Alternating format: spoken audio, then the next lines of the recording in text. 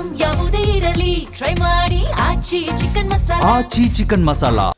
ರಾಷ್ಟ್ರೀಯ ಹೆದ್ದಾರಿಗಳ toll ಪ್ಲಾಜಾಗಳಲ್ಲಿ April 1ರಿಂದ ನಗದು ಪಾವತಿಗೆ ಅವಕಾಶವಿಲ್ಲ.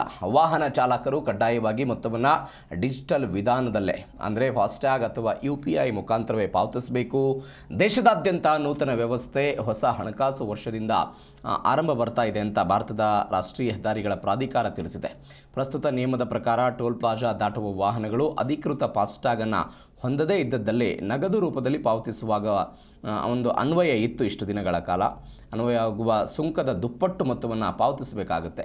UPI ಮೂಲಕ ಪಾವತಿಸಿದಲ್ಲಿ ಆಯಾ ವಾಹನ ವರ್ಗಕ್ಕೆ ಅನ್ವಯ ಆಗುವ ಸುಂಕದ 1.25 ಪಟ್ಟು ಅದನ್ನು ತೆರಬೇಕಾಗುತ್ತೆ. ಅಂದರೆ ಈ ಫಾಸ್ಟ್ಯಾಗನ್ನು ಮಾಡಿದರೆ ಕೆಲವೊಂದು ಜನ ಅದನ್ನು ಅಳವಡಿಕೆ ಕೂಡ ಮಾಡಿಕೊಂಡಿರಲಿಲ್ಲ. ಹೀಗಾಗಿ ನಗದು ರೂಪದಲ್ಲಿ ಅದಕ್ಕೆ ಅವಕಾಶ ಇತ್ತು. ಇನ್ಮೇಲೆ ಅದು ಏಪ್ರಿಲ್ 1ನೇ ತಾರೀಕಿನಿಂದ ನಗದು ರೂಪದಲ್ಲಿಲ್ಲ. ಇದರ ಉದ್ದೇಶ ಮತ್ತೊಂದು ಸ್ವಲ್ಪ ಸ್ಪೀಡಾಗಿ ಆಗಬೇಕು, ವಾಹನಗಳು ವೇಗವಾಗಿ ಹೋಗಬೇಕು ಅನ್ನೋ ಕಾರಣಕ್ಕಾಗಿ ಇಂಥದ್ದೊಂದು ವ್ಯವಸ್ಥೆಗೆ ಅವರು ಬರ್ತಾ ಇದ್ದಾರೆ. ಫಾಸ್ಟ್ಯಾಗ್ ಅಥವಾ UPI ಮುಖಾಂತರ ಪಾವತಿಗೆ ಇದೀಗ ರಾಷ್ಟ್ರೀಯ ಹೆದ್ದಾರಿ ಪ್ರಾಧಿಕಾರ ಅವಕಾಶವನ್ನು ಕೊಟ್ಟಿದೆ.